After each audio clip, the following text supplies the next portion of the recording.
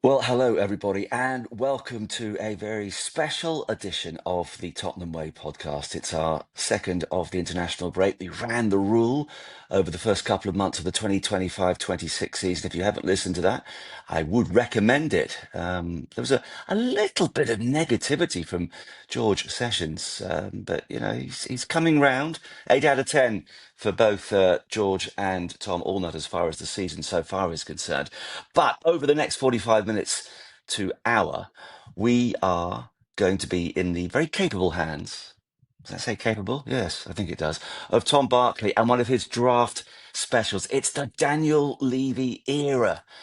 And of course, it's an era that will forever be imprinted firmly on the minds of every single Spurs fan, not just because it went on for 24 years, but it consisted of some highs, so many lows as well. But there were some fantastic players, some not so good players. We're going to run down memory lane. Really looking forward to it. Just to say before we start, if you're watching us on YouTube, please do give us a like and subscribe. We are very close to 1,000 subscribers, which, bear in mind, we've only been doing that side of the business for a short time. Is absolutely fantastic. Try us on YouTube, where the channel is the Tottenham Way. If you want to get in touch with any comments or questions, which we love, you can email us. That's the Tottenham Way Pod at gmail.com. The Tottenham Way Pod at gmail.com. And just let us know what you think. We love to hear from you. There's another international break coming up in a few weeks' time, so I'm sure we'll have the opportunity to run the rule over some of your comments. But enough from me. I'm Marcus Buckland, by the way. George Sessions from the Press Association is here. Tom Allnutt from The Times is here. And our host tonight, Tom Barclay of The Sun. Over to you as we go down memory lane. Memory White Hart Lane. I love it. Thanks, Marcus. Very much appreciate that. So, yes, one of these drafts back. I think, hopefully by popular demand, at least a couple of my mates were very keen to hear we were doing this again. Thanks for the plug on the last pod, Marcus. So, yes, about a quarter of a century almost that Daniel Levy was there. There were many, many signings around that time. I mean, I think, the amount of spend was about into the £1 billion mark.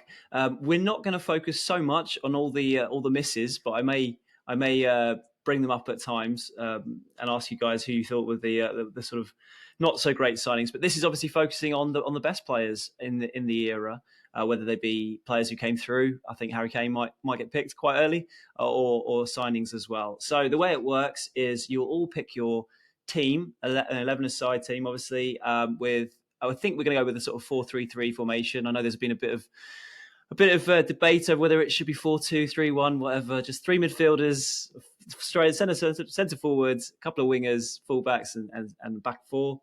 We're going to do it in a snake formation. So whoever gets to go first, and I will pick whoever goes first. We'll pick first, then the next person will pick second, then the third person will have 2 picks, and we go back again. And the idea is to have a bit of nostalgic fun, looking back at some of these brilliant players. And at the end of it, hopefully the viewers on YouTube and the listeners on the audio version can get in touch. Let us know who you think was the best of the 3 teams. And we'll also have a bit of fun with picking a sort of collective best 11 at the end, as well as looking at some of your pre-picked 5-a-side teams of the worst players during the Levy era, which might be a bit of fun. We'll do that towards the end. So anyway, let's kick things off. Marcus, you get to go first. And the floor is yours. You can pick any positions. As I say, once a player has been picked into a team, no one else can pick him. They're off the board. So, Marcus, off you go. Well, this is going to be the easiest pick in the history of your draft programs without a single second delay. Sir Harold of Kranjcar leads my attack. The greatest striker in the history of the game, perhaps with the exception of Steve Archibald. We hope he's coming back next season, but he's definitely going to be in my team. And I think I've won straight away just by having Kane banging in the goals at the rate that he did for such a long time. Yeah, I think it's a good start. I've been told by, again, my mates who listen to not keep going on banging the drum about Kane coming back. So I'm not going to dwell on it too much. They just don't think it's going to happen, unfortunately. But yeah, what a legend, an absolute icon. Arguably the best player in Tottenham's history, although other people will say Jimmy Greaves. But yeah, brilliant first pick. Let's move on because I don't want to delay too much. Let's go to George next. Who are you having, George? Oh, I would have gone Harry Kane. I will go Gareth Bale. Why not? I said in the last pod that he's the best signing of the Daniel Levy era. I think it was about 16 million, sold for 100 million, but the those few years that we had, those explosive goals from his left foot, I think that says it all really. But I will, depending on the shape of my team, maybe play him on the right because I liked him on the right, cutting inside and smashing it in with his left foot. So I'll go Gareth Bale. What was your favourite Bale goal from his time? Oh, good question. I know. I think the one that stands out for me. Do you remember the one at West Ham? Yeah, Yes. I was actually in the away end, so that's probably Postage that. stamp. I should say that one. Yeah, I was in That's the the one away that end for comes to that. mind. Yeah. That was when he was And on that yeah, unbelievable run of just ridiculous match-winning long-range strikes, and he just couldn't miss, could he? I mean, I can't think of another player in Premier League history really who's been through that kind of purple patch. I mean, maybe Suarez at Liverpool seemed to have a bit of a run, didn't he? Where he scored just consistently unbelievable goals for a season. I mean, obviously, Henry scored loads of brilliant goals. Salah as well, maybe. But that run of Bale, it just felt like every game, it was like, oh, he's just one match again with an absolute worldie, I would say. yeah, I I went remember to that so many goal games as against. I was going to say, I remember the goal against West Ham because, as well, it was that sort of time when everyone was wondering if Bale was going to stay, and he sort of celebrated by like going over to AVB and like he sort of pointed at him, didn't he, and like gave him a big hug, and everyone was like, "Look, he loves AVB. He's going to turn down Real Madrid. And yeah, he's going to sign a new deal at Spurs." You know. But yeah, that was massively optimistic, I think, unfortunately.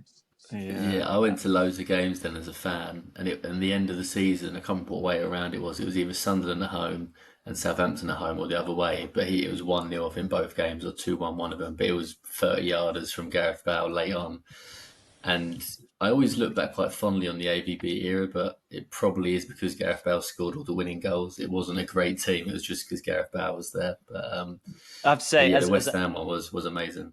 As a neutral, it did seem like just every week it was the Gareth Bale show. I mean, I know obviously there was the famous Harry Kane team quote from Pep, but it very much felt like the Bale team back then. Anyway, let's move it on. So, Tom, you're up. Who's your first two picks actually?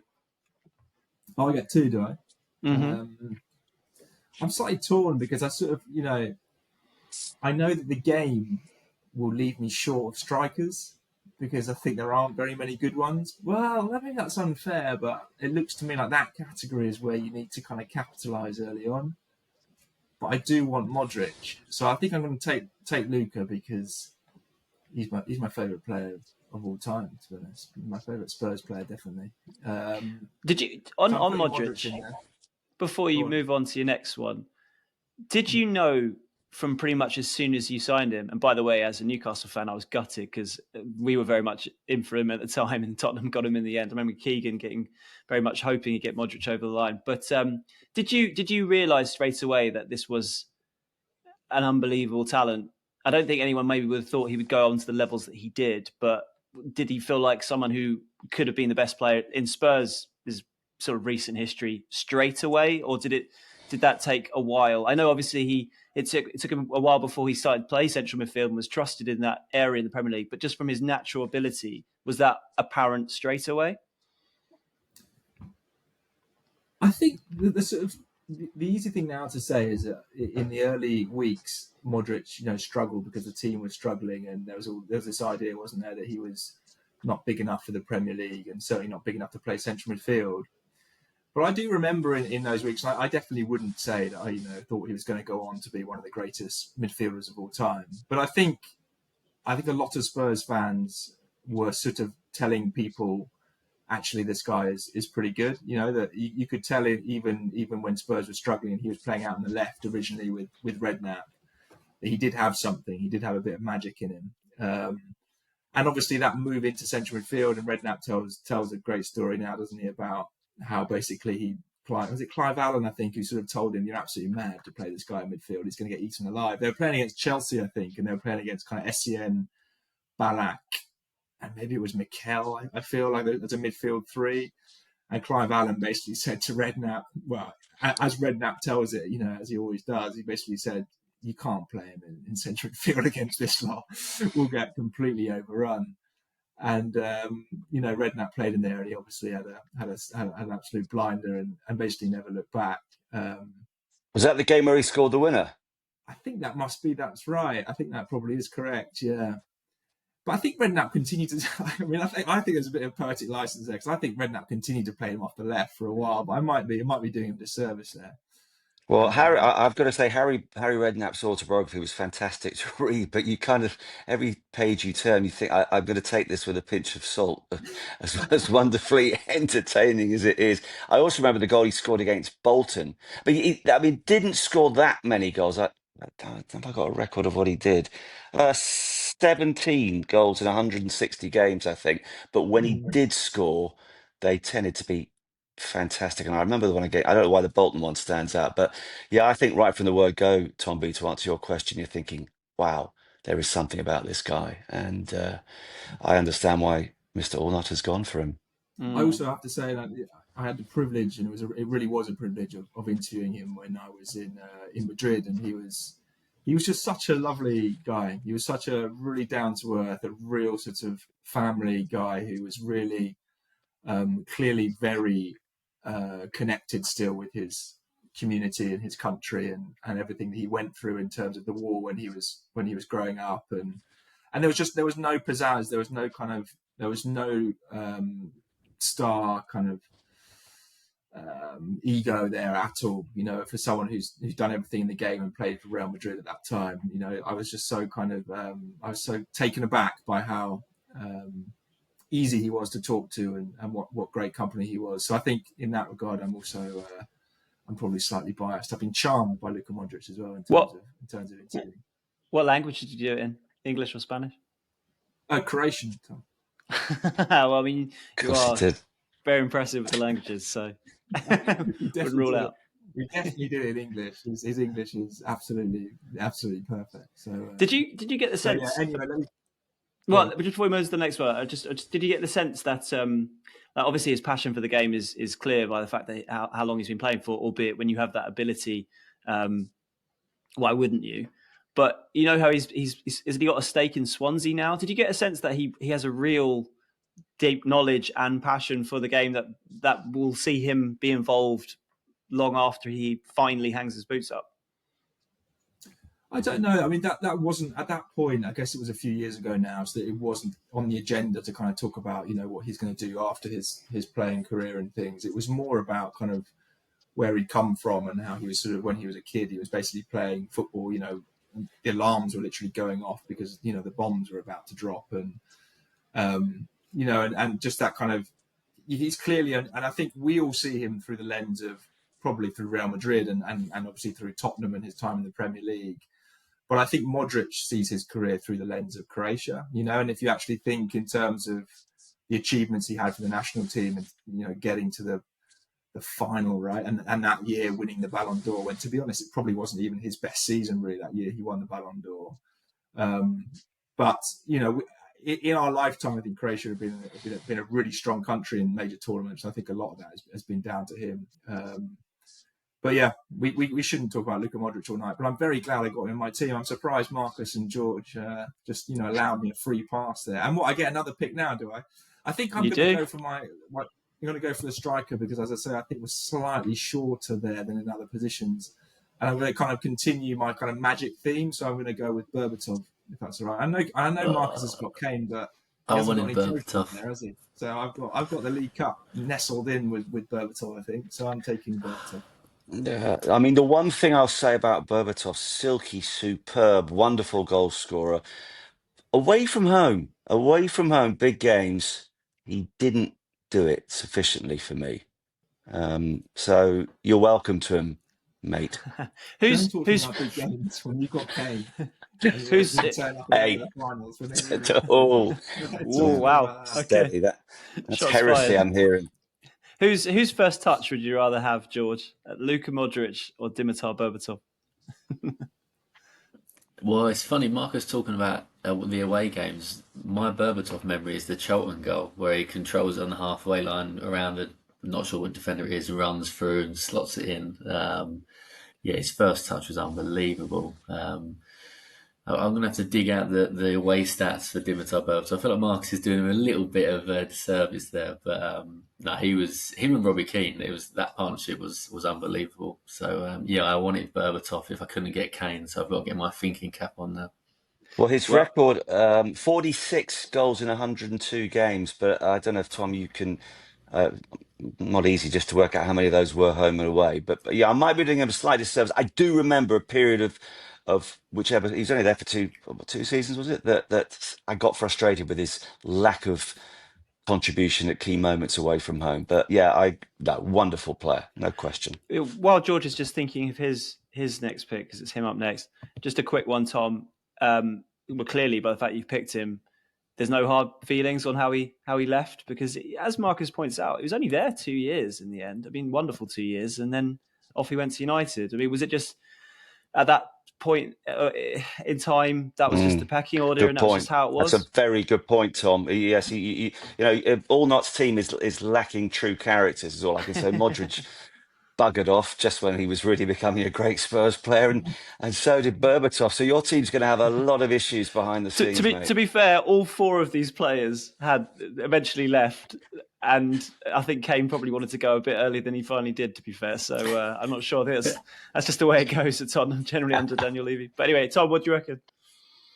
No hard feelings really with Berbatov. I might be sugarcoating his exit, but I don't particularly remember feeling. I remember feeling, disappointed he left, but he wasn't. He had one great season at Man United, didn't he? That 1 year where I think he won the Golden Boot and scored 30 odd goals, but he never quite delivered. I don't think at Man United. He never quite was as good as he was at Spurs. And that's the main thing. When a player leaves Spurs and goes somewhere else, if they're much better than they are at Tottenham, that's a completely different thing. But Berbatov was at his mesmerising best in a Spurs shirt, in my opinion.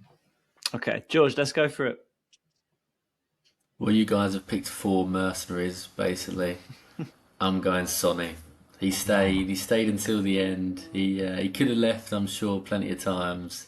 He stayed and he won the trophy. Absolute hero and legend, as Ange Postecoglou rightly called him. So, yeah, I mean, one of you guys will get up the stats, but it's, was it 450 odd games and 150 goals plus? 173 goals in 454 games. Wow. It's amazing. Yeah, I think what a player. I think he's got a case for being the most value for money signing in Premier League history. I mean, I'm sure there are, Seamus Coleman and there have been free transfers, but bear in mind, Spurs got him for 22 million, basically got their money back 10 years later. Seamus Coleman? You can't claim Seamus Coleman as the best signing in Premier League history. No, value for money. Value for money. No. I'm talking about bargain buys. Seamus Coleman often comes up because he costs 60 grand. 60 grand is ridiculous given what he's given Everton. Yeah, not so much the best signing. Seamus Coleman come up in the greatest signing Premier League history debate. Okay, you need to Google more things on the internet. So I'm disappointed, Tom, because obviously it comes back to me now, and it does. Obviously two picks though. Yeah, having got Kane, I wanted Sonny because the record, wasn't it, in terms of their contribution for goals and assists and all the rest of it. So I'm disappointed, and I think actually, George, you've done Sonny a disservice and Kane a disservice with your rather selfish selection of the great man. But I want to keep going. I mean, striker-wise, who then am I going to partner Kane with? And of course, I've looked very closely at Raziak. What a fine player he was. We spent £3 million on the Polish striker. Vincent Janssen. Oh, Helder Postiga. Did he ever score a goal? Helder Postiga. Roberto Soldado, who I seem to remember did score. I think it was a penalty on his debut. I think it was against Crystal Palace. And I'm thinking, this guy looks really good. Shows what I know. Actually, I think Soldado was a much better player than his goal-scoring record at Tottenham dictates. It was a little bit of a dying ground for strikers for a period of time, White Hart Lane. But I think I'm going to go with another man up front to partner Kane, and it's going to be Keane. Robbie Keane. Kane-Keane combination. And, that guy. I mean, I know the joke was whenever he went to another club, he'd say, "Oh, this is the team I've supported since I was a child," and it did get ridiculous. But he had a couple of spells at Tottenham. I don't really recall him having a bad game. 122 goals in 306 matches, but he wasn't just a goal scorer either. He was a talisman. He had a wonderful partnership for a period of time with Berbatov as well. I mean, I know there are other options up front, but I've got a real soft spot as well, and I think Kane sounds pretty good. Right. Well, Marcus, I wonder if George is wanting me to intervene as the adjudicator here. We're going with 4-3-3 formations, and you already have Harry Kane as your centre forward. So unless you're playing him in an attacking midfield, I think George was eyeing up, thinking, right, I've got a centre forward in the bag in Robbie Keane. What are we thinking, guys? Are we allowing this? Well, This is yeah, surely. preposterous, I I'm think. slightly old-fashioned. I love the days of two strikers, Archibald and Crooks, Berbatov and Keane. So I want Kane and Keane. But you said before we started that we were going with 4-3-3. Yeah, I forgot that. You crowbarring him out wide. I think you can keep. Can I Kane change? and play him on the wing. See, he moans about Ange Postecoglou. It's not so easy, is it? This manager laugh. No, all right. Well, it seems like Keane. I am playing Keane now. Keane will be operating in a wide role. Right. Okay. Kane will obviously step back into the midfield, so they'll be making it impossible for whoever's meant to be marking them because they just won't know where either of them are. It's a beautiful, cunning combination. I feel like I need to get my arms around this thing, but I'm going to allow it. It probably might end up being very disruptive to the rest of this because everyone's going to go, well, I'll have him and play him left back. But as long as you're all right with this, George, we'll move on. Okay, so Robbie Keane's playing out wide for you. Yes. Where he did, I think, mainly for Liverpool, didn't he? Which didn't go down. It will with me. Don't worry about that. Fair enough. Then I've got another pick. So, well, I think we've got so many fantastic defenders to choose from. I was actually thinking when it came to the central defence, and I look at the two guys at the moment in Romero and Van der Ven, and you think, well, yeah, you could easily put one or both of them in. But I think partly because he was Mr. Tottenham throughout this era. And of course, he is still a fantastic ambassador at the club. And if only his body had been a little more willing at times, he would have been an even greater player. But I just want to have Ledley King in the heart of my defence. We've got Ledley at the back. I've got Ledley at the back. And you can't wish for a player with more Tottenham fabric inside him. So I don't think any of you can criticise that one. Not anyway. And he's a really nice guy as well. I've interviewed him loads, often on tours. He's often there. And an unbelievable player who unfortunately had the injuries. But the fact that he went to, was it 2 major tournaments, one other end of his sort of career with the injuries in between, just shows you what everyone thought of him. Brilliant player. Back to George. By the way, I've just noticed very quickly that all three of my players so far begin with K. So when I come back and pick Freddie Canuti shortly, George is going to be absolutely apoplectic when I've got 3 centre forwards in my team. But let's see if that happens. Do I get 2 now? No, only 1, mate. You're in the middle the whole time, I'm afraid. Okay, I'm in the middle. Damn it. I was going to go Ledley King as well. This is tricky, isn't it? This is my first go, and I'm struggling. I'm sinking. I will go. Let's go from back to front. I'm going to go Hugo Lloris in goal. So I'm going to take Hugo. Go for a goalkeeper. Wow. Okay. Nice. Lloris. That's an interesting choice, George. Clearly don't do these very often to go for a goalkeeper already. But brilliant keeper. I think he's the best goalkeeper there. He's the best goalkeeper in the list. Yeah, but to be honest, there weren't. I was talking to Tom A before we came on. The one thing I think you can say that Spurs haven't had any really bad goalkeepers. Yeah. No one terrible, I would say. Who've played regularly, I would say. Okay, yeah, who played regularly, yeah. Yeah, there's been a couple who've had cameo appearances, but I'm talking about the ones that were around for a bit. I think Tom and I will be okay with a goalkeeping front. I think we will. Yeah. Yeah, they're all quite Is it me, middling, Tom? I would say. Yes, it is you, Tom. Two picks for you. Well, they were all like, I mean, Robinson, Gomes, Lloris, Friedel, they're all pretty sort of long-standing. So, yeah, keepers, I agree, maybe not spectacular ones, but it's been a fairly solid position for Spurs. I'm going to leave that. I think there's decent options all the way through. I've got my central striker. I need to get some creativity in the team in the kind of the attacking midfield three. So I'm going to bring in... you know what? The options are not as good as I was expecting in that area.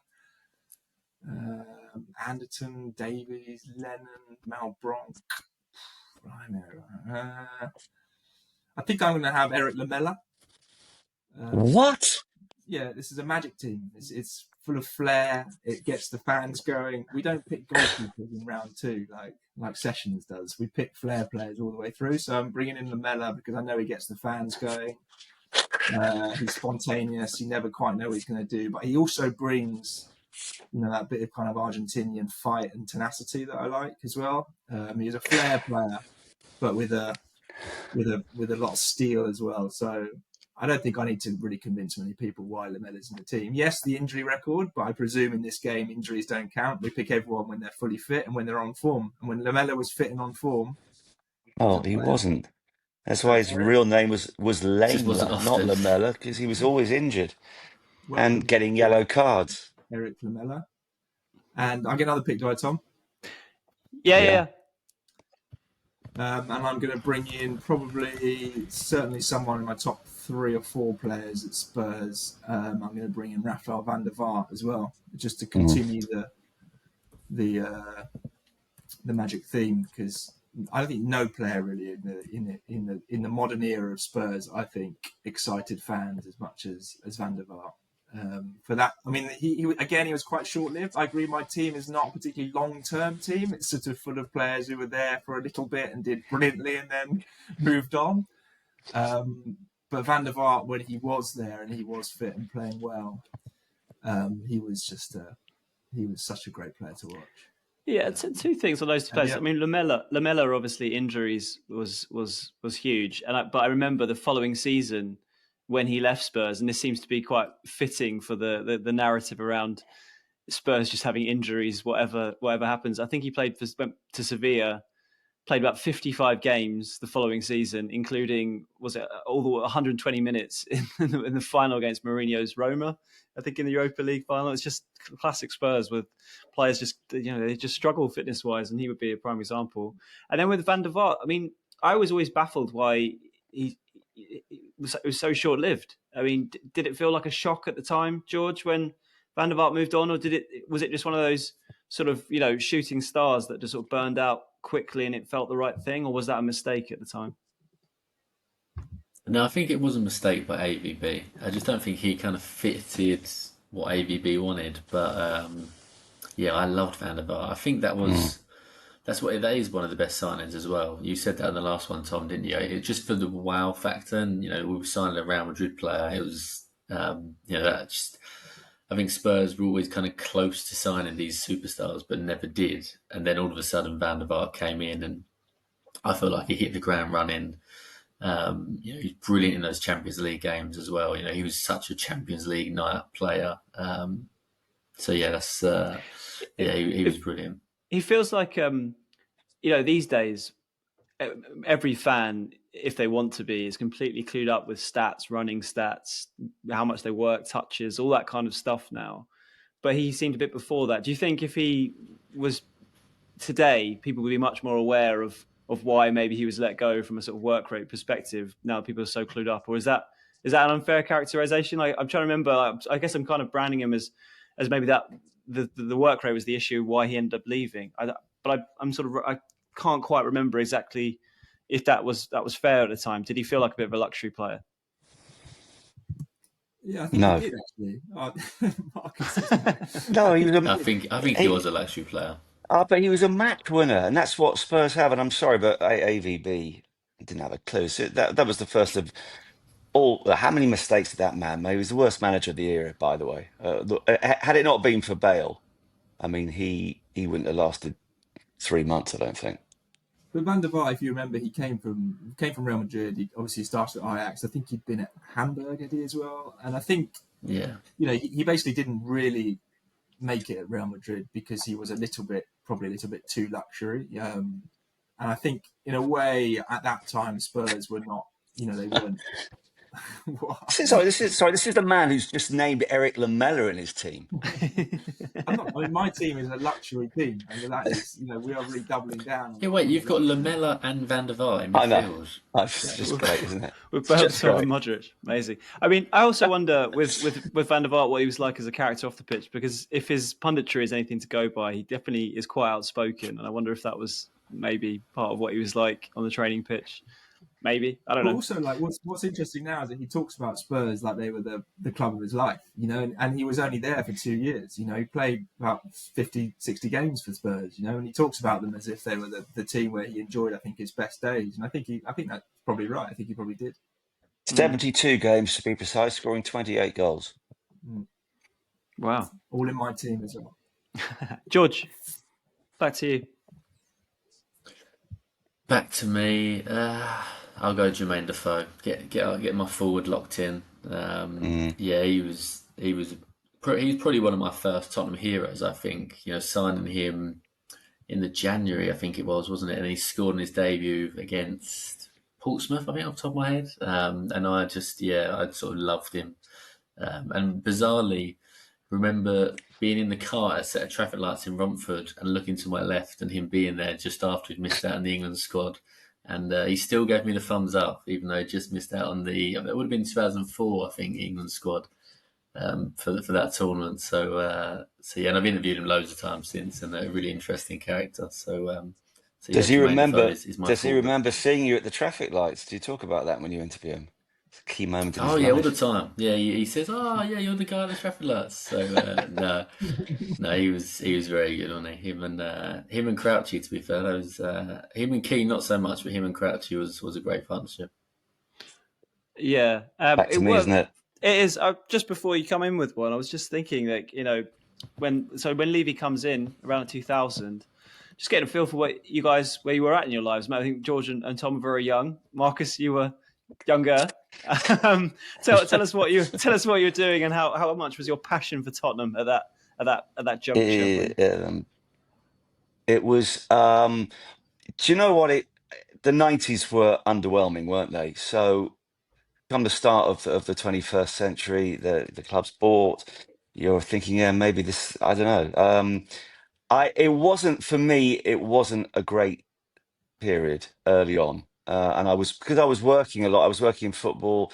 I'd had some unfortunate experiences, certainly during the Alan Sugar era when Ossie Ardiles was the manager. That's when I was down at Tottenham all the time, and you want to love your club. And when you saw how badly we were being treated, I got a little frustrated with that, and it wasn't as bad as we went into that sort of 2001 period onwards, but I'd lost a little bit of passion for the club at that stage.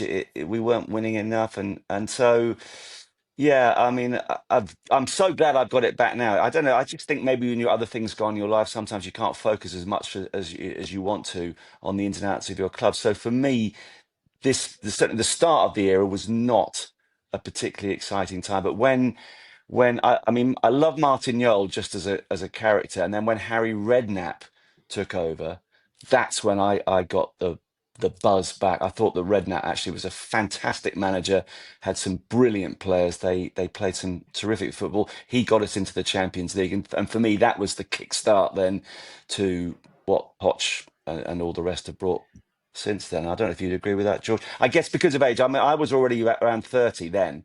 So obviously for me, we know that you're obviously a very renowned broadcaster, lots of different sports. But what were you doing in that Alan Sugar phase when you were working there? Were you working in TV? Were you working in written press? I was at BBC Radio. I was at BBC Radio in those days with Sugar, where I used to go up there all the time. And man was I always remember him going to these press conferences, and people would ask him questions that were perfectly reasonable, and he'd abuse you And then he'd go, "Oh, I'm not a bully." I go, "Yes, you are. You're the biggest bully I've ever come across." And I'm afraid there's a rule in this house that we can never have Alan Sugar on the TV. And I better be careful because old Jenny Redknapp's just had to apologise, hasn't he, before he gets sued. So I'm not going to say too much more. But But it's interesting.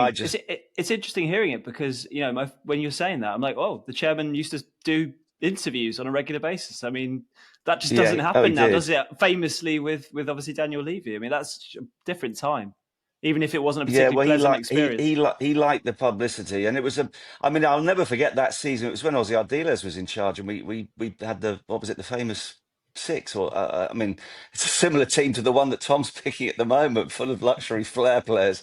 Note, Tom, that Ardiles got sacked after a few months because they might have scored 4, but they were always conceding 5.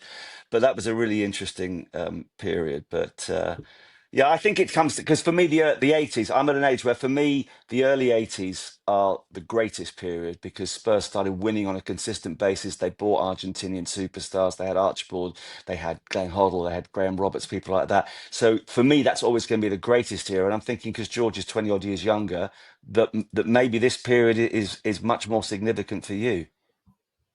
Yeah, I know I look about 45, but I'm actually early 30s. So, yeah, I think my first Spurs memory is losing the Worthington Cup final in 2002, but I wasn't massively into Spurs, and it was sort of through my dad. So probably the Martin Jol era is the real time when I get the buzz for it, and then Spurs qualify for the UEFA Cup at that point. And I'm like, wow, we're playing on Thursday nights as well. So that was when I was, an absolute Spurs nut. And I guess sort of similar to Marcus, you kind of go through peaks and troughs, don't you? And obviously now covering the club for so long, you live and breathe it. But yeah, Martin Jol's always got such a fond place in my heart because, Super Martin Jol has got no hair, but we don't care. Martin Jol, what a man. Marcus, Yeah. let's and his brothers Dick and Cock, of course. I'm told that's definitely might not actually be the case. But whether that's apocryphal or not, they're definitely called that. But let's just say, I thought that was true. Print the legend. Why not, Marcus? Yeah. Let's pick your 2 next 2. Yeah. Okay. Well, I had 3 Ks in King, Kane, and Keane. Yeah, you've got KKK. I'm having another one. Not ideal. I'm having. Well, it is going to be a KKK up front, unfortunately, because I am selecting Mohamed Kudus, who obviously has only just arrived, one of the very last signings in the Levy era, but I think it might prove to be one of the most inspired. Based on what I've seen so far, I love the guy. I mean, we've all seen the incredible way that he could control the ball. He just cannot be knocked off the ball. There's almost always an end product to what he's doing. And now, of course, he's scored his first goal. I think he's going to be the key player for Tottenham this season. So I've got him operating on one side of Harry Kane and Robbie Keane out on the other side. I know, KKK doesn't sound great in that regard, but they're going to be burning a lot of defenders, that's for sure. Let's move on. And then, can you edit that bit out, please? And then in midfield, who's going to be my rock in midfield, and there's a good reason for this, because if you looked at Harry Kane stats, he was at his very best when Moussa Dembele was playing. So Dembele is the first of my midfield picks. Fantastic player. Again, injury problems. But I remember before he came, I remember Chris Kamara telling me he'd gone to a Fulham game. He said, "I've just seen one of the best players that I have seen for the last few years, Moussa Dembele." And when he came to Spurs, I think it took a while for us to all fully appreciate just how good he was. But my God, fantastic player. And he left too soon as well, of course. Yeah, he feels like Rolls-Royce. The cliche of Rolls-Royce is often a centre-back, but if I think Dembele was probably called that too. And he was also one that going to sound very old now, the streets will never forget, as that phrase that they talk about players like that, Dembele. Tom, let's just go for a quick break and then we'll come back with... Actually, I say Tom, it's George next, isn't it? Back to George. Okay, George, what's your next pick after that? I feel like a lot of midfielders are going, and before Dembele, before Modric, you had Michael Carrick, who not a lot of people remember at Spurs probably because it was so long ago, but he was unbelievable at Spurs. And it must have been under Martin Jol that he would have been sold. And I always kind of think, oh, how good could Spurs have been if they'd kept hold of him for a little bit longer? And really and truly, he should have been playing for England at that point, before he went to Man United. So I'll get Michael Carrick in my centre midfield, spraying passes to Bale and Son. I'm very confident about how this team's going to be looking come the end of this. Can I just, really interesting that you've brought Carrick in, and I agree, a terrific player. There was an article by Henry Winter, literally I think the day after Daniel Levy had gone, and he particularly referenced that when Carrick was about to leave, the player himself didn't want to go. And I think that he was sort of in dialogue with the club saying, no, come on, we can sort out a financial deal here, and I'll stay. I can't remember the ins and outs of it because he went to Manchester United, but I think there is a classic example of one of the worst bits of business that Daniel Levy did, because Carrick was becoming hugely influential for us, and certainly based on that Henry Winter article, I'm pretty sure it's fair to say that he did not want to leave the club when he did. Yeah, on that note, talking about bad bits of business, Tom, just before you jump in with your next one, who stands out for you for the worst signing that was made under the Levy era? I mean, there's obviously a lot to pick from. Unfortunately, is Ndombele the obvious choice, or is there someone else for you? I think Ndombele is the obvious choice, because if you sort of think about, there are lots of bad signings, and there are lots of players who didn't come off. But I think you have to look at the ones that Spurs spent a lot of money on, and the ones they really needed to be good. And Ndombele was one of those players, not just financially, in terms of the fee which they paid for him, but also just because he was meant to be the guy who kind of filled the Dembele hole, and he was meant to kind of go in there and sort of launch the kind of post that, the new era for that new team. I felt like in that summer, him and Lo Celso arriving was sort of the idea. This was kind of the refresh that side needed. And of course, neither of them really delivered. I think it would be unfair slightly to bracket Lo Celso in the same breath as Ndombele, because he did at least deliver in spurts, Lo Celso, whereas Ndombele just never worked from the start. And I think Spurs were recovering from that signing for 2 or 3 years, really, in terms of the transfer window, in terms of the players that they not only could sign, but actually wanted to sign. I always have a slight theory with Daniel Levy that in a way, part of his reluctance to sort of sign the big players was because he pointed to a lot of the big signings that Spurs made and they went wrong. That he was able to kind of say, actually, look, when we did push the boat out for managers and go big, they actually invariably failed at Tottenham. I would probably say that was a failure of recruitment and possibly even the wages that they were able to offer. But you do look at the biggest signings that Spurs made. Not many of them really came off, and all of the most spectacular ones, and many of them we've already talked about, all tended to be quite low figures, younger profiles. So Ndombele, I think, was disastrous, really, in many ways. So yeah, he would be my pick pretty clearly. Yeah, it felt like they massively got their fingers burnt by that signing, and it really did affect the sort of future business, where I think they maybe reverted a bit into their shells after that, because it was such a big spend, big wages, and he was so bad, wasn't he? It was, had issues with sort of timekeeping, but just the performances weren't good enough. He had that one game, I think, or maybe a handful of games, he scored that goal against Sheffield United, didn't he? And you thought maybe he could get it together. But when you had, and then when Mourinho was sort of digging him out, people thought, well, Mourinho could be a bit of a combustible character. Maybe it was just him, but then consecutive managers, including even Ange, who decided in that. I remember on that pre-season tour in Perth, I remember watching Ndombele train out on the Wacker pitch, the cricket pitch, and then got injured ahead of the first game against West Ham. So that would have maybe been a possibility, but even Ange sort of kind of washed his hands of him. It's just sad, really. That's just really what Spurs had, having kept their powder dry for a few a number of transfer windows with the stadium spend, whether that was right or wrong, and they went all big on Ndombele. The man who brought him in, Pochettino, didn't even really get to manage him for very long, so a real shame. I mean, anyway, before we move on to Tom's picks, I mean, are there any other contenders, George and Marcus, for that, or is it just the obvious pick, Ndombele? There are lots of contenders. There are lots. I think Ndombele wins.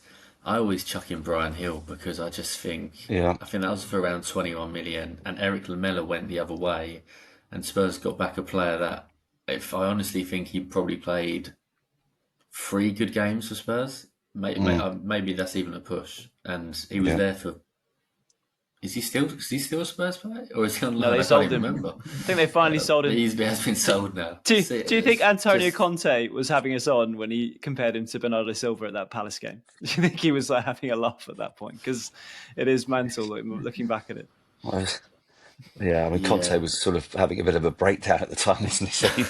That was a fairly extraordinary comment. Ndombele, if you remember, had a really good debut. I'm sure it was at home to Aston Villa, and he looked great, and that was it. That was his only good game. I'll throw in.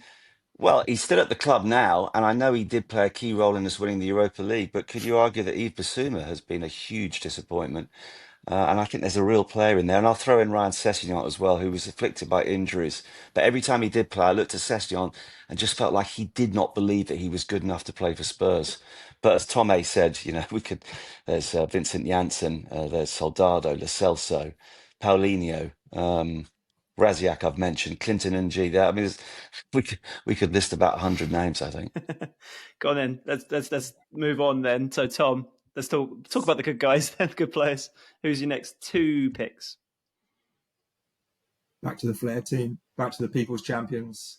Yeah. After George's, dry 11, full of mediocrity, come back to the sparkle of my Bale and Son. I am going to bring in. I'm not bringing in any defenders or goalkeepers yet because it's just not part of our philosophy. So what we're going to do is we're going to complete. So I've got Berbatov, then behind Berber I've got Van der Vaart and Lamela. So I need another attacking midfielder / winger. And I'm going to go for or central midfielder. I'm going to bring in my central midfielder and I'm going to bring in Edgar Davids for a similar reason to Van der Vaart. I think he was a sort of probably the first maybe blockbuster signing that Spurs made, I think. Martin Jol signing, right? I think that. I think 2004. So. About that I was putting together the list of players, and obviously there's so many players, so I cut a lot of them. And Davids was one that I really couldn't remember whether he was actually any good for Tottenham or not, because he wasn't there that long. He obviously was a legendary player at all his other clubs, but it sounds like I think he scored a few goals actually for Spurs. To be fair, when I saw the stats, I was like, oh, it must have had quite an impact. But the fact that you're picking him, he must have been pretty good then. That's my hazy memory there. He wasn't. It's another terrible signing from Allnutt. This really is. He's right. I like this one. Writing a resignation letter as he goes. Tom, if they'll let me speak, and I can, justify the signings. So again, it's another short and sharp one because that's the kind of player profile we're going for. 2 years, Edgar Davids played. From memory, he had one brilliant year. So there was one season where he was fantastic for Spurs. He was what he was at Barcelona and Juventus. He was everywhere. He was physical. He was strong, and he was a leader really for that Tottenham team because everyone was sort of basically looking at him and saying that that's the kind of star quality that we're all aiming for at a time when Spurs really didn't have a sort of star quality team. And I think the second year, the kind of injuries maybe caught up with him a bit. But again, we're going on peak form, peak fitness, right? And I think Edgar Davids is a shoe-in. I'm surprised that no one's gone for him, to be honest. That we're sort of 3/4 of the way through and he was a free agent. So okay, he didn't score goals. I've made that completely up. He only got 1 goal in his 40 games for Spurs. That would have been odd if he had scored a few. Right? What can you remember? I do remember that goal away to Wigan. I'm sure it was. Yeah. Wow. Was it any good? What a CV. And then my attacking midfielder to complete my sort of front four. Oh, there's some good ones here. Andy Reid, Andros Townsend. I think I'm going to go Kulusevski. I think I'm sort of tempted to go for more a retro like Simon Davis. I do have a soft spot for. He had a brilliant long shot. I think he scored 2 really good goals against Man United. That is a long. I think you're right. Yeah, he did. No, maybe not. In the cup, maybe. I think it was a League Cup. I think I remember watching it on Sky Sports. But I'm not going to take Davis. I'm going to take Kulusevski. He feels a bit more modern. So I'm going to take Kulusevski for his. Well, we all know what he's. Wonderful left foot. Can run, can dribble, can create, can score. Spurs are missing him right now, and I think he'll be like a old cliche, but he'll be like a new signing in December when he gets back. Well, are they missing him? Where's he going to play? Because Kudus has got that right side locked down. I wouldn't move him out in for Kudus. I'd play him maybe in the middle, but where do you see him coming back into the team, Tom? I think you could play him in the middle. I also think Kudus could move. I don't think Kudus has to play on the right. I think he could play anywhere in that kind of attacking three. I think it's one of those things where you don't necessarily have to worry about what the sort of stellar starting 11 is. What's Liverpool's best front three? What's Arsenal's best front three? What's Man City's best front three? I mean, there are so many games now that actually you need to be in a position where you are saying, how do you get Kudus and Kulusevski in the same team? And maybe you don't have to all the time. They can mix and match. So I think you have to find a place for him. But I always liked him in that kind of attacking midfield role in a slightly deeper central area. I think it fits the way he plays. I would be surprised if Frank goes for it, I've got to say. I don't think it's sort of in Frank's makeup, but it'll be really interesting to see how he sees Kulusevski and where he puts him in the team, definitely. Yeah. It's George next. I'm just going to ask Marcus to have a think about this while George picks up his next one. We haven't really talked about Daniel Levy much, and he is the man behind this whole draft. So while George is thinking, just think of a couple of really standout moments, not including his exit, because that is probably the most stunning one of all. But George, who are you picking? Tom's got his whole midfield and attack done. You've got your forwards done. You've got Carrick and Lloris already. I mean, great goalkeeper, but yeah. So what are you doing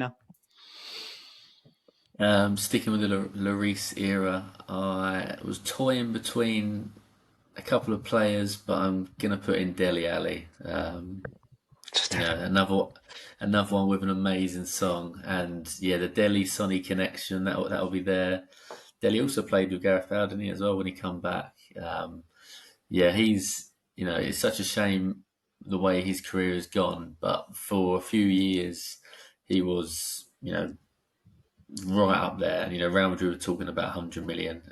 He easily could have been a Real Madrid player if things had panned out differently, and probably would have been better for him if it had actually in the way. But he was such a, signed for nothing from a League One team of Milton Keynes, MK Dons, and just overnight become this absolute sensation, played for England. And on his day, he was absolutely a beast. So Dele Alli is going to be in there in my midfield.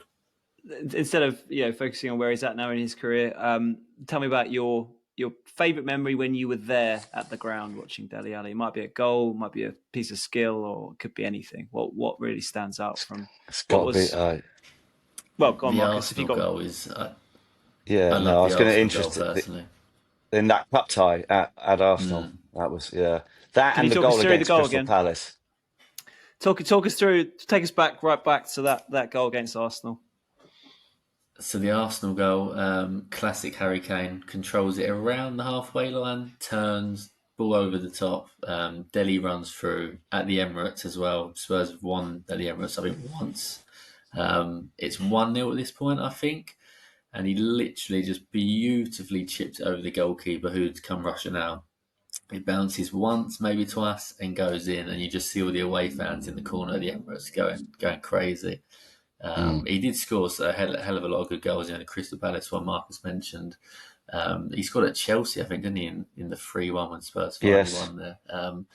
And I guess the opposite of Berbatov, it always felt like he stepped up in those big games. I certainly felt like. And obviously he got a 2 against Real Madrid as well on an amazing night at Wembley. So he was certainly a player for the big occasion. For sure. Marcus, back to my 67 goals in 269 appearances for Dele Alli. In terms of Daniel Levy, I'll just the standout moments for me. Sacking Jose Mourinho 5 days before a cup final. Absolute madness. I know there are some people who disagree with me on that, but I'm sorry. One-off game against Manchester City. Are we going to have more chance of winning it with Jose Mourinho in the dugout or not? Doesn't even need to be answered, that question. His flirtations with the European Super League, embarrassing. Senior concessions, embarrassing. This season, making the ticket exchange much harder now. You've got to be a One Hotspur member, I think, before you can change your tickets. All these incredibly unfriendly moves that just made it more awkward to be a Spurs fan. There are others. I mean, during COVID, we know what he was trying to do there. So I'm afraid the list is endless. And I'd love to come up with a few positives. And I remember when he was celebrating with Pochettino after we got to the Champions League final. You thought there's a bit of a heart there, and he's obviously enjoying this, but few and far between. And whenever he did give those little interviews, and he was asked what his most significant moments during his tenure were, he didn't even mention winning the League Cup in 2000 and was it 8? So yeah, it's not good. Not good, Tom.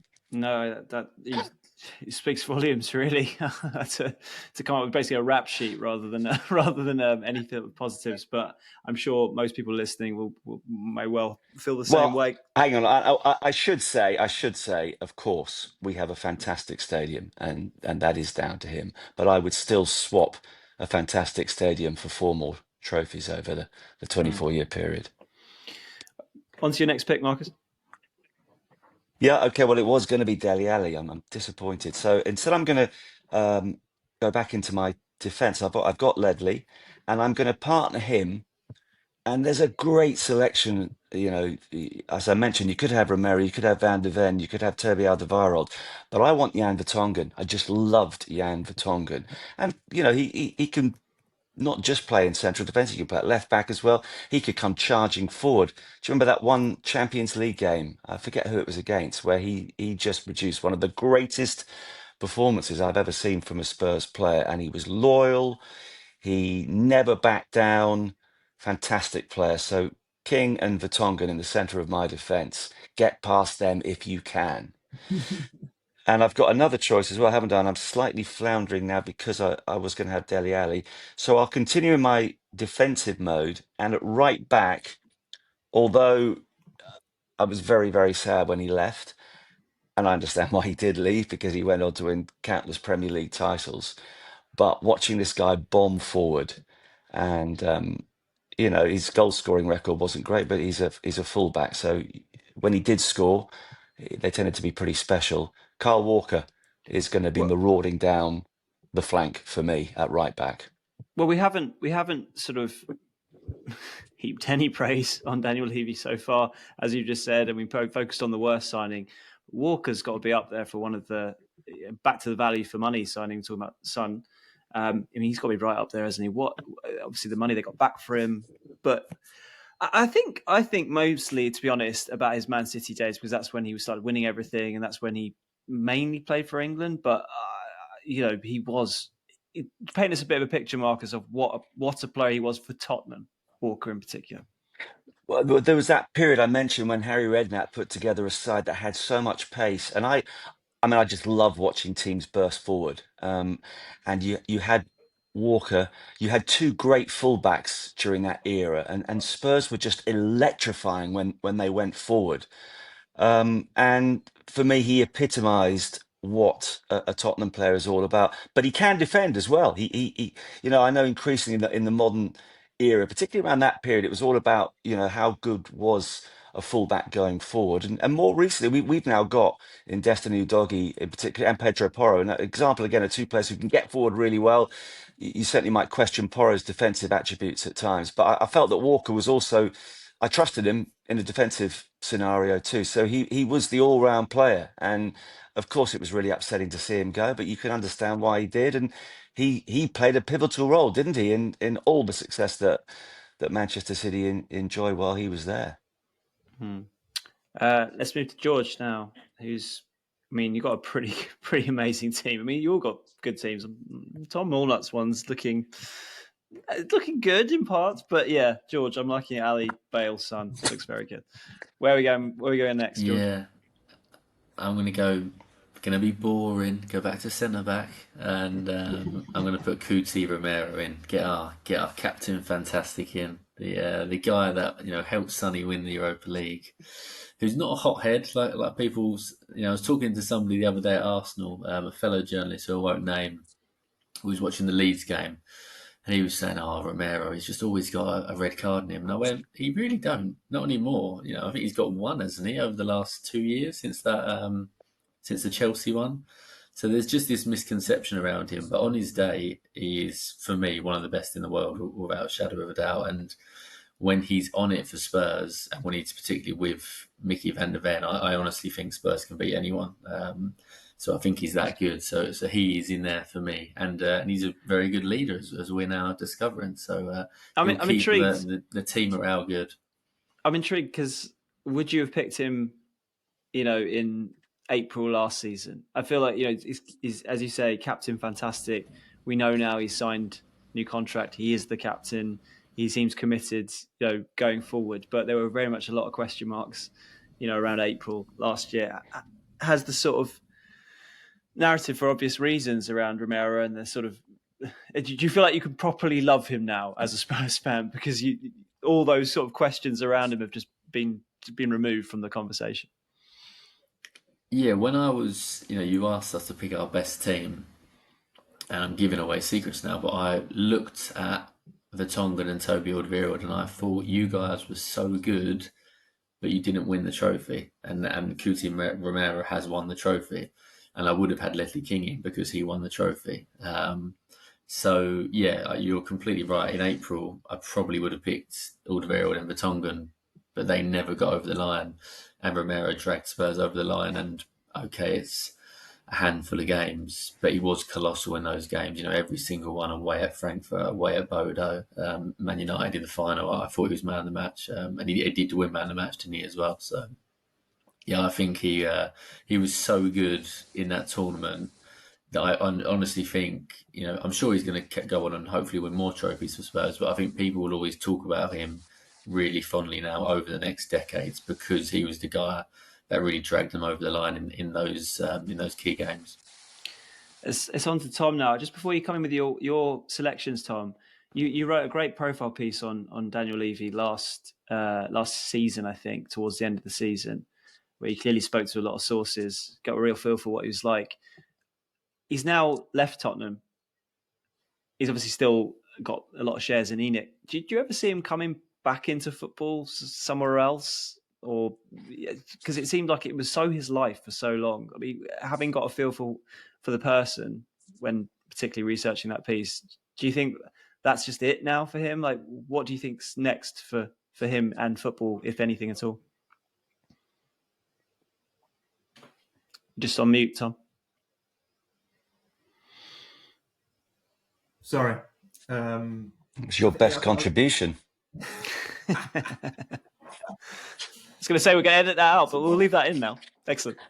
I was tibber-tappering, looking up Benoit Assou-Ekotto on Wikipedia. I didn't want anyone to hit me in my keys. No, I'll say that's a really good question, I think, Tom, because I personally don't see Daniel Levy coming back in any kind of club role, clearly. But could he come back in a sort of more of a business role in some regard with a football governing body? Possibly. I think one of the things that I sort of found surprising when talking to people for that piece that you mentioned was that I think we all sort of think of Levy as a good businessman, and people talk about his talent in terms of the numbers and in terms of the accounts and the stadium, of course. But what people in the industry in football, I think, really respect Daniel Levy as an innovator, as someone who really has often in his career been ahead of the curve in terms of football direction and trends. And a lot of the things that have been done in the Premier League in the last 10, 20 years have often been done by Spurs first, and that's, of course it's to do with the stadium and the NFL and the retractable pitch and the training ground and everything like that. But I think his approach and his mindset was always very bold and very daring, which I think a lot of fans would be surprised about, given that was often not the case in the transfer market. But in terms of the business side of things, Levy was an innovator. He pushed boundaries, and I think in that sense, perhaps, people within football, I remember speaking to someone in America and they kind of said, when we think of Daniel, we sort of think about him as someone who always suggests something that we'd never thought of before, and I think that's, you would never say that about him as a football fan, because you sort of see him as a safe pair of hands. But actually, as a kind of businessman chairman, I think within football, people have a huge amount of respect for his eye for things, that may happen in 5, 6, 7, 8, 10 years time, and part of that is his kind of global outlook. He's very tapped into the sort of Americanization of the Premier League, which, rightly or wrongly, is just a reality. So yeah, whether or not he could come back in a slightly more, something that taps into that area, perhaps. But I personally think it's unlikely, I have to say. I think when you think about Daniel Levy's highlights, I always think of that sort of that Pochettino, like team bonding trip. That was sort of, Levy at his peak, wasn't it? Whether that's 2017 or something, when he was kind of riding on horseback in Argentina. I thought it was the water rapids. Was it the rapids? Wasn't he it? Was like falling out the boat by Jesus Perez, exactly, and like they were sort of eating Argentinian steak. And I just, in my mind, I've always had this idea of Levy just like completely out of his comfort zone, doing stuff he would never normally do, because he was just so sort of in love with Pochettino, and he was sort of, like speaking with a Spanish accent, and he was like, trying all this stuff he would never normally do, and I think that was Levy in his absolute prime. I enjoyed the start of that answer where you said, "Good question," almost like Thomas Frank. It was very Thomas Frank of you there to go, "Good question." Good question, and a really long pause. So you're not quite sure whether he's going to answer the question. Yeah. Sorry about that. That's quite a difficult one. I think you answered it very nicely, though. It would be interesting to see. I just to have that kind of almost obsessive, every day, 24 hours a day involvement in something like he's had for so long, to then go to not being involved at all. That feels, how could it be possible to just give it all up?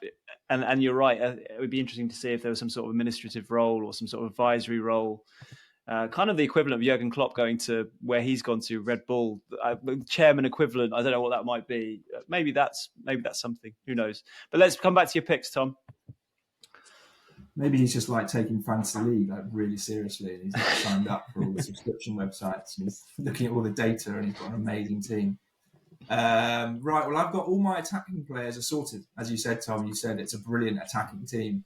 So I reluctantly have to start looking at the defence. And I think I take George's point about Romero and signing, the guy who seemingly dragged the team to the Europa League triumph. But I actually think he's missed the main man there, which is Mickey van der Ven, because ultimately, Romero can do all the speeches and the big tackles and the fist pumping. But actually, when you think about the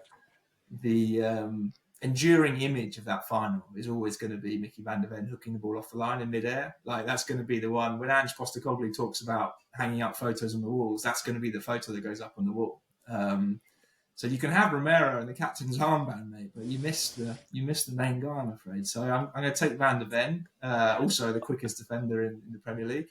I still remember on Mickey the press conference afterwards, because I think did he win Player of the Match? He must have done, because he was up for interview in the press conference afterwards, and he was talking about the banter people who are out there who've been mugging him off about going to Tottenham, and how he sort of stuck two fingers up to them with that performance. But yeah, he's a great talker, as we say in the industry. He's always great for a quote, and an unbelievable player. I mean, that literally defied sort of physics, what he pulled off in that particular moment, didn't it? So are you picking someone to play alongside him, or was it in goal you got next? To see Van der Ven, by the way, like under Frank, playing twice a week, and so far not there's been no sort of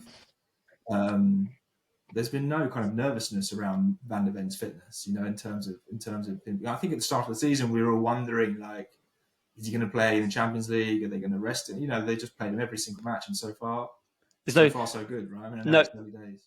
No excessive rubbing of his hamstrings before matches. Do you remember that game? I forget which one it was last season where he was coming on, and you thought, "Oh God, he's been rubbing his hamstring for about 5 minutes now." I think he made it through the game, but yeah. Anyway, and I think next to Van de Ven is Alderweireld still available? He is, yeah. Yes. Toby. Yeah. I'm going to have Alderweireld. Could you just give us your team so far then, Tom and George, just for an update? I can run through it if you want. Yeah. Tom, again, you've got two. Tom's gone 2 left centre backs there, though, is he? I know Toby was right centre back. I'll let you off. Toby can play both, mate. He came through Ajax. He's got 2 feet. So Tom's team doesn't have a goalkeeper, a right back, or a left back, but he's got Alderweireld and Van de Ven.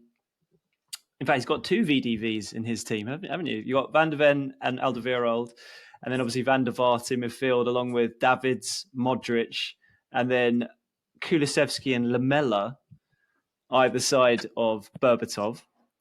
Then George has got Lloris in goal, Romero the only defender at the moment, Michael Carrick and Dele Alli in his midfield, Bale, Son either side of Jermaine Defoe. And then Marcus, you've got no goalkeeper, no left back, and you're missing 2 central midfielders, but your team so far is Kyle Walker, Ledley King, Jan Vertonghen, Moussa Dembele, your only midfielder so far, Harry Kane up front, Kudus, and then we've crowbarred Robbie Keane in what is a flagrant sort of going against the rules here, but we'll allow it. We'll allow it, Marcus. Thank you. So I guess it's back to George now again. Okay, I feel like with my midfield and my attack, I probably need some steel in there. So I'm going to go for. Well, I've got Bale, I've got Son. They're not going to track back that much, are they? So I need Sandro in the middle of midfield to mop up a crazy Brazilian. I feel like he would have been Harry Redknapp era, wouldn't he? He wasn't known for his goals, but he's got an incredible goal against Man United, I think it was, wasn't it? But just such a brilliant character in that kind of really, very well loved team. And he absolutely loves Spurs now, doesn't he? I feel like I see him all over talking about Spurs on the socials, popping up at the game as well. So I think it's kind of what one of you guys was talking about earlier. It doesn't matter how long players are at Spurs, they do genuinely seem to kind of fall in love with the club. And he's one that absolutely adores Tottenham, and Tottenham fans adore him. So he's going to slot into my midfield, just a little bit of dynamism and athleticism in there. I've got quite a random story about Sandro.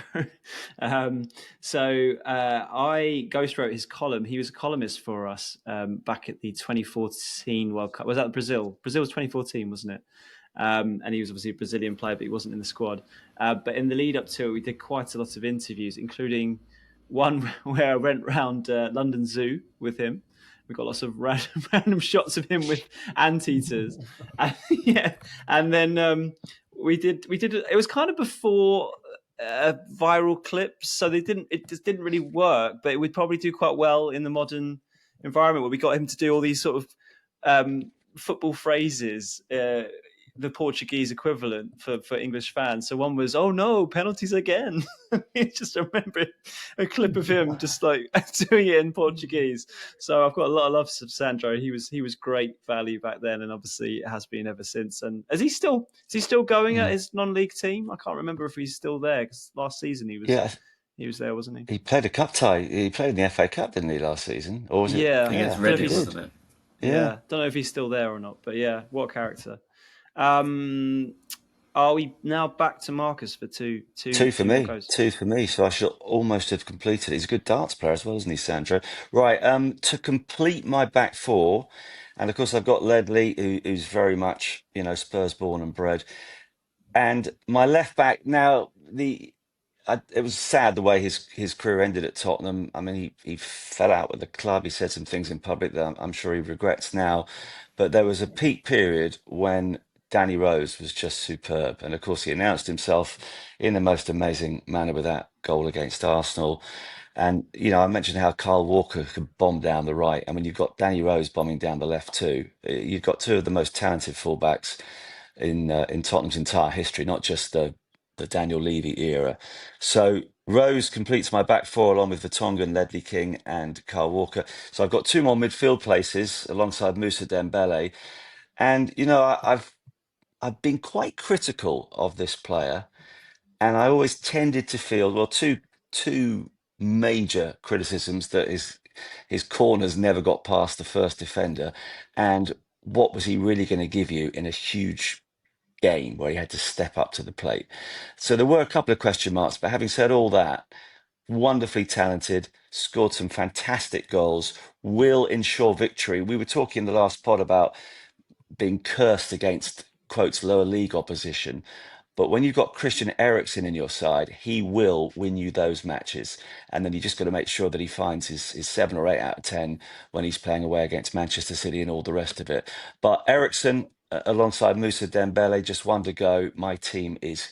I mean, the other guys are thinking, why am I still bothering? I mean, this is Well, gold dust, isn't it, guys? Hopefully the podcast is. I am slightly baffled though, Marcus, because not to get ahead of myself, or at the risk of getting ahead of myself, I asked you all to send me your all-time Levy 11s, and you picked Destiny Udogie at left back, and he's still available, and yet you're picking Danny Rose in your other team. Is there some sort of no? trying to confuse me? My memory, it's not good. I'm like Bobby Robson. I've forgotten who my players are, but Udogie, I think eventually, another year from now, if he carries on playing as he has been and he stays fit, then he will nudge Rose out. But I quite like my homegrown thing here, that I've got King, I've got Rose, I've got Harry Kane. So that's why you're right. Well spotted. Well, I mean, Danny Rose, I'm just a huge fan of. It's funny, I was talking to someone the other day about books, because I think I quite like to maybe write another one at some point, but maybe a biography. And the question was, how many characters are actually out there anymore? But I'd say Danny Rose was probably one of them. He was always amazing in interviews. I know he got himself in trouble at times with some of the things he said, but from a journalist perspective, talk about gold dust, he definitely was. Let's just go for another ad break, and we'll come back with George to see what he's going to do with the rest of his defence. Okay, George, what are we doing now with your back line? I'm going to go with, I feel bad on Michael Dawson doing this, but sticking with cup-winning defenders, Jonathan Woodgate is going to go in probably for the one performance against Chelsea in the Carling Cup, it was called back then. He obviously has his injury problems, but this is at your best, and Jonathan Woodgate at his best is probably better than most of these defenders. So Jonathan Woodgate is going in. He wasn't at Tottenham for too long, but he did leave his mark. Woodgate had a similar kind of checkered injury history at Newcastle, and he's definitely my favourite defender growing up. He was just unbelievable. I mean, very similar to Ledley King, wasn't it?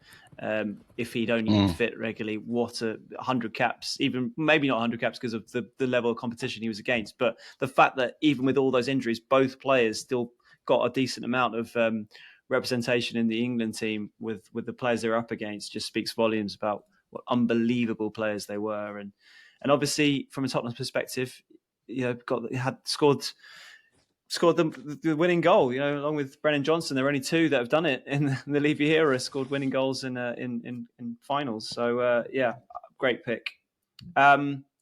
We are back to Tom, I think, for another two for you. So you got right back, left back, and the goalie.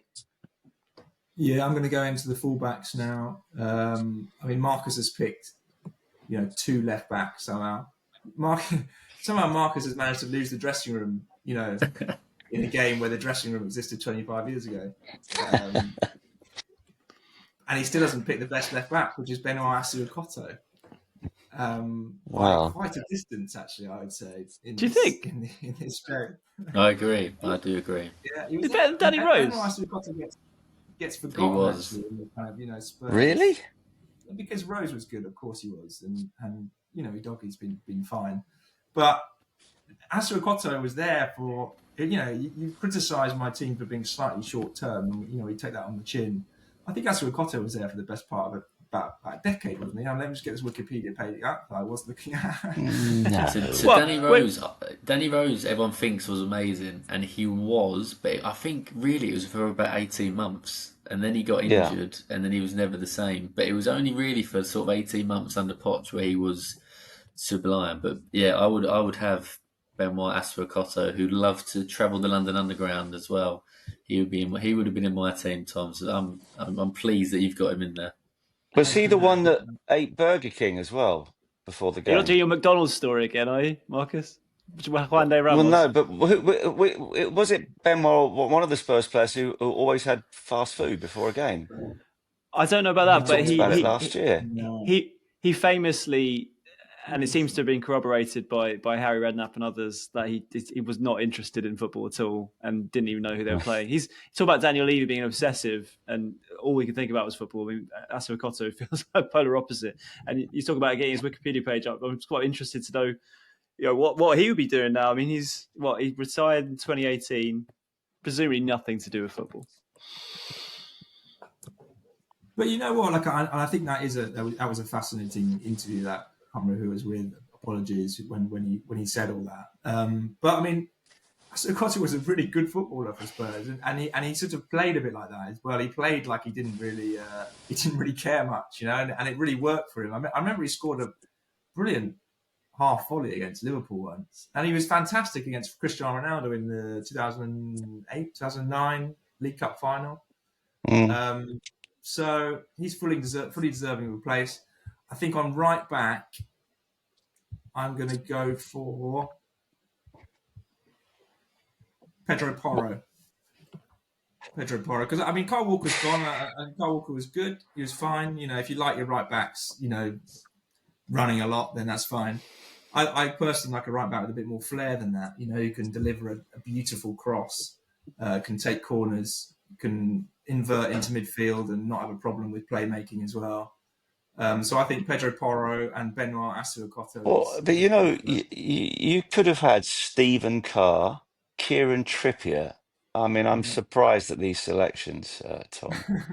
And by the way, just in terms of left back scoring great goals, I think the best goal from a left back has to be Eric Edmond at Liverpool as well. Do you remember that 30-yard blockbuster? The greatest match of the day, goals of the month. That month. There were loads of them. He that deserves month, a mention. Yeah, great, unbelievable goal to be fair. But as a player, I don't think he. Oh well, to be fair, George has still got left back to go, so maybe Eric Redmond will pop up. So who knows? So, on to you, George. What you get? You've got 2 spaces left. The fullbacks. Right back and left back. It will not be Eric Edmond. I'm sorry, Eric. I apologise. I think it'll be Stephen Carr. Yeah, that's a good shout, Marcus. He. I only sort of caught the back end of his Spurs career, but the stats speak for itself, don't they? He was there a long time. Scored, was it the sort of super goal against Man United? I think it was. Yes. That's one that stands out in my mind. Seeing the highlights back for that. So yeah, and I think he had hair at that point, didn't he? I remember him being bald, but he did have hair once upon a time in his life. So we'll stick Stephen Carr in. I'm sure he can link up with Gareth Bale on the right. I'm going to have Bale on the right, Son on the left. It's similar hair to you, actually, George. Looking at you right now, but back in the day. So that means I'm going to be bald one day soon. Can't see it, to be fair. Very, very thick head of hair. On to Marcus. Marcus, just before you come in with I guess it's your final 2 picks. I just want to get a bit more about what it was like covering Tottenham back in the 90s before, because you're obviously pretty down on Levy, as you pointed out, but you seem to be even more down on the period under Lord Sugar now. What was it? What was it like? I mean, I remember the football. George, probably a bit before your time, actually. But this is the time when Newcastle. I remember Newcastle beating Spurs 7-1 at St James's Park. Newcastle were flying, and Spurs were very much mid-table a lot of the time with some very good players, but not a great team. But behind the scenes, give us a bit of a flavour of what that must have been like compared to what the job is today. There were some exciting moments. I mean, when Klinsmann came, that was brilliant. But from a job perspective, I was slightly scalded by having to do all these interviews with Alan Sugar, and when Ozzy Ardiles was the manager, and Ardiles was lovely. I mean, I loved him as a player, and he was such a nice guy, and had all the right attacking intentions as a manager, but it just wasn't realistic. But then the other issue I had, one of the most embarrassing moments of my career, when Jerry Francis took over. And you talk about a defeat at Newcastle. Spurs, I went up to Bolton to do a League Cup tie, and I think we lost. I think it might have been 6-1 or 6-0. It was horrendous. And when you're doing radio as well, live radio, you need to get a reaction quickly because the show tends to go off air at 10 o'clock. So, you come in, you think, I've got to get Jerry Francis. And he had this reputation that he would not come out for about an hour and a half. And funny enough, when he did finally come out, he would also stare at his shoes, or at your shoes, a la Ange Postecoglou. And I was getting really frustrated. And there was this old fella just standing nearby. And I was turning around to one of my colleagues, just going, I mean, this guy, Francis, not only has he put together a team that's lost 6-0, but now we're hanging around week after week, waiting more than an hour to find out, why his team's so bad.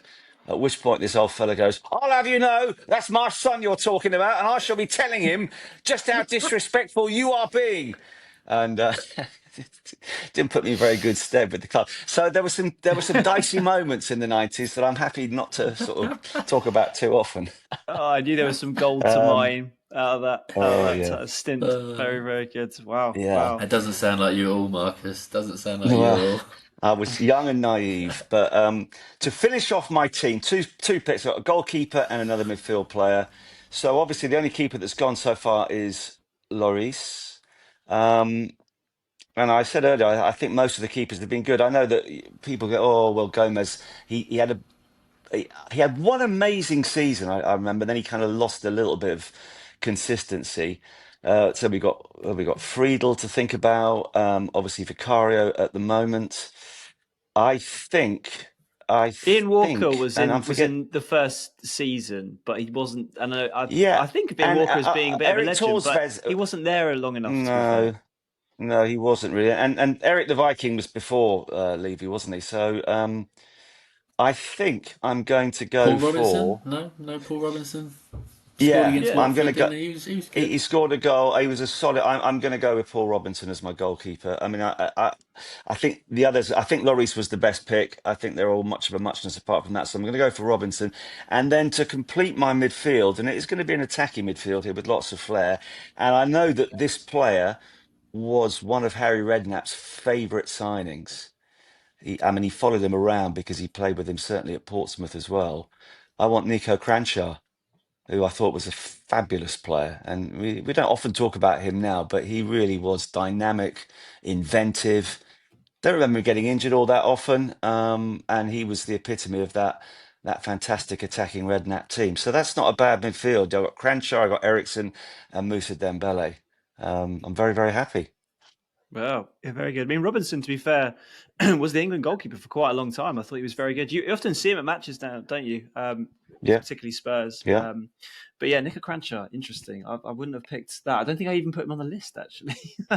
He was a good player, though, to be fair. He's just synonymous with Harry, really, wasn't he? Just everywhere Harry went. Yes. Up popped Nico Kranjcar.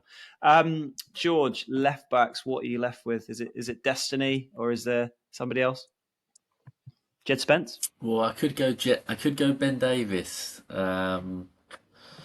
I would like to go Ben Davis, but I'm going to be ruthless and go with the better player, which is Destiny Udogie. And I think Marcus is right. He could probably be the best sort of Tottenham left back of the Levy era. I think give it a couple of years for him. On his day he's brilliant, and it feels like he's getting fit again now. So a little bit more in product I'd like to see, but as a sort of a powerful fullback of the modern era, he's right up there, I think. So I'm going to go with slot him in. That's my team completed. That's the winning team right there. Good stuff. I mean, it's something for another podcast, isn't it? But Tom mentioned Van de Ven's fitness so far this season, and obviously there have been other injured players, Maddison, Solanke, that have been issues. But it does seem like those worries over those muscle injuries are improving, albeit we're only just into the hurly-burly, I suppose. Just on Jed Spence, I mean, I was at Wembley on Thursday for his full debut for England. Wales were poor and England blew them away very, very quickly, but I thought he was very good. He completely locked down Brennan Johnson throughout that game, and it's an interesting one, really. Again, this is for probably another podcast, but England's left-back situation, most of the sort of players who'd probably be ahead of him can't stay fit. And there is an opportunity for him there. It very much feels with Tuchel. He's going with the players that he's trusting right now. And there's big debate of whether Jude Bellingham even comes back in. So, when you talk about someone like Lewis Hall or other left-backs, with Spence having the shirt at the moment, he's in a really good place. Anyway, talking about being in a really good place, we are back to Tom to complete his team with a goalkeeper. Well, also with Spence, he can play both sides, which I think will massively help him in terms of the World Cup squad. Right? You feel like he's that kind of utility guy. I think Trippier's sort of done that role, hasn't he? Milner, these kind of players you get because they can play both sides, and even he plays central defence for Spurs, hasn't he? So yeah, and in the game itself, he moved to right back in the second half. So I think Tuchel's already thinking about that. So it's definitely in his favour. Yeah, 100%. Yeah, I think he's got a good chance. Goalkeepers. I feel like I probably would like to go Friedel. I always liked Friedel as a goalkeeper. He's had a really interesting career, actually, since he sort of finished. He's done everything. He's been an agent. He's been a sporting director at Besiktas, lives in Turkey now. He's coached a bit in America. Really interesting guy, really smart guy. I thought he was a really good goalkeeper for Spurs as well, just before Lloris came in, and also did well enough to kind of keep Lloris out of the team for a while. Funny enough, he sort of always believed that was AVB, basically. AVB sort of knew he was going to get sacked, apparently, and so he basically was keeping Friedel in the team because Lloris was Levy's signing. So AVB was sort of sticking two fingers up to Levy by just keeping Friedel in the 11. But that's how Friedel tells it, but he's quite a modest guy, so he might just be sort of doing himself down.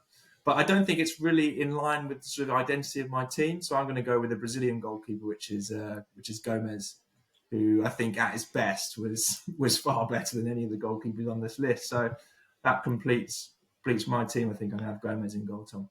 Yeah, we'll go through them in a second. I'm just going through some of the players that weren't picked. Admittedly, the formation, barring Marcus, who's crowbarred Robbie Keane in, hasn't helped the strikers. But I mean, Teddy Sheringham wasn't picked. Maybe it was mainly his second stint, so perhaps he wasn't, the player he was in his first stint. But still, I think it's quite an interesting omission. Crouchy didn't make it. Who else we've got? The likes of Andros Townsend, Darren Anderton didn't make it, but I suppose he was Les Ferdinand as well, Tom. Celez. Madison. Tom Huddleston, I thought he was very good in that period. Scott Parker. Scotty Parker was great on his day. Trippier. Yeah. Christian Ziege, I think, was Levy's first signing. I'm not sure he would have been in anyone's team. Eric Dyer didn't make anyone's team. So there's Aaron Lennon. That's a bad one that we've left out there. Yeah, no Aaron Lennon. But valuing for money, and the assists. No Sol Campbell for anyone. No. Moving on. Okay. Shouldn't even be on the list. No. Fair enough. So let's just run through your teams. In fact, why don't you guys do it? I presume you've got it all written down. Let's start with Marcus. Name your team and sell it to us. My team is unquestionably the best. I've got an England goalkeeper in Paul Robinson. I've got two fantastic flying fullbacks in Kyle Walker and Danny Rose. I've got Mr. Tottenham in Ledley King, and the man who was so consistent and so brilliant, be it at central defence, left back or marauding forward in Jan Vertonghen. A thrilling midfield with a great mix of Moussa Dembele, Christian Eriksen and Nico Kranjcar. And up front, we've got Kudus on the right, Robbie Keane, who's coming in off the left, but will go into a central position when the great Harry Kane occasionally drops back. That is a stunning starting 11. Very good. George, defend your team. Doesn't look like it's going to be very hard to defend because it's an excellent side. My team is full of winners. 2 World Cup winners, I should add. Hugo Lloris is in there as my goalkeeper. Stephen Carr, Mr. Consistent. Christian Romero, don't need to say anymore. Jonathan Woodgate, scorer of the goal in the 2008 League Cup final win. Destiny Udogie, key player in the Europa League win. Michael Carrick, who we've all said should have been at Spurs far, far longer. Sandro, Dele Alli, Gareth Bale, Jermaine Defoe, Son Heung-min. I think it's a lovely mix, of brilliant players, brilliant attackers, but some real steel in there as well. So I can do everything you need on the football pitch, not just attack in waves like Tom Allnutt's team, or be a little bit crazy and dysfunctional like Marcus's team. So I'm very, very confident how my team's going to do. Very good. Tom, I want to hear about your tactical approach when you're managing your team. Presumably the other team just not going to get the ball off you. Is that the plan? It's just who we are, mate. It's we know how that ends. Marcus has got Kranjcar in his all-time team when he barely even made it into Tottenham team in 2008, and Keane on the wing. I mean, it's a mess. And it's interesting. Team, if you want to pay to watch, Sandro and Carrick pass the ball sideways all the time in central midfield, you can. But you can also come to my flair 11, which is Gomes in goal. Never a dull minute with him. The most creative fullbacks we've ever had in Porro and Assou-Ekotto. Dynamite defenders in Alderweireld and Mickey van der Ven. Both can play with their feet. Could basically play in central midfield in either of Marcus's or George's team, to be honest. And they'd probably create more than their lot. Then I've got a central midfield duo of Edgar Davids and Modric. Best ball winner of all time, best playmaker of all time. Next to each other. What more do you want? Then you got the attacking three, Van der Vaart playing a free role, number 10, with Lamela and Kulusevski on the wings, with the great Dimitar Berbatov up front. I mean, I think it's pretty clear, isn't it? The attack lets you down, Tom. It does. And until you got to the top 3, I was thinking, yeah, that's a hell of a team. But you're going to have all the ball, but you're not going to score enough goals, I don't think, with that team, I'll be totally honest. No. Well, last time we did this, I basically just awarded the whoever won it, but instead, because I think we got enough interaction and engagement, as they say, across our channels, I think we should put a poll up on our X account, and I think on YouTube it's possible to do that as well. So let's let the listeners and viewers decide on who they fancy the most out of these teams. And after the ad break, our final one, let's talk about your 5-a-sides for the worst teams, and then let's put together quickly, to wrap this up, your combined 11 of the Levy era, definitive 11. Okay, guys, I want to talk, just before we go to that all-time 11, let's just talk briefly about I've asked you to pick 5-a-sides for your worst signings. Let's not dwell too long on it, but a bit of nostalgia. Tell me about your picks, why you've chosen them, and then we'll work out in this sort of, I don't know, round robin of the 3 teams playing against each other who we think would lose the worst, perhaps, is the best way of putting it. Let's start with George. Let's talk about your 5-a-side team. So, my 5-a-side team, I went with Neil Sullivan. No recollection of him doing anything of good note for Spurs. Then I've got Federico Fazio, who, again, just lumbering centre-half that just, wasn't fit to lace Ledley's boots, let alone anyone else's. And then my midfield 2 of Benjamin Strambouli. Yeah, it was Strambouli, wasn't it? And then Gedson Fernandez, 2 horrible signings. And up front, a player that I was doubly disappointed with, Fraser Campbell, because he come in after we lost Dimitar Berbatov. And Fraser Campbell, that's a horrendous Levy move to sell Dimitar Berbatov and bring in Fraser Campbell. And he was only a young lad, but he was terrible for Spurs. I'm not even sure he scored once. So that is my worst Levy 5-a-side team. And it's pretty horrible, I think. That reminds me of Mike Ashley selling Andy Carroll to Liverpool and bringing in Shevchikuchi on a free transfer as a replacement, which I think is worse. At least he'd scored goals, though. At least he'd not in the Premier League, somewhere. not for a long time. But yeah, anyway. Okay, that's a pretty forgettable and ropey five-a-side team there, George. Tom, what have you got on offer? I sort of went for more kind of expensive failures rather than the kind of, misfires. So I went for Soldado, Bentley, Ndombele, Davinson Sanchez, and I couldn't really. I went for Golini in goal. There wasn't. I think there weren't that many sort of terrible goalkeeper signings. Golini was a bad one. The other four outfielders were just all in their own way expensive and costly because they were all disappointing to Spurs. I mean, Davinson Sanchez, to be honest, was a big one. He came with a huge reputation. People thought he was going to be a fantastic defender. And I just never. Again, it was another signing at the kind of towards the end of the Poch era that just did not work out. So yeah, that's my sort of expensive misfits 5, I guess. Plus, I was going to say that is. He's actually at Roma these days. I don't know if he's playing at Roma. I don't think he is, but he is at Roma. Who's that? I think he's done better back in Serie A. Golini, yeah, but he wasn't much good at Spurs. I think he was only on loan, to be fair. So I don't know if that really counts.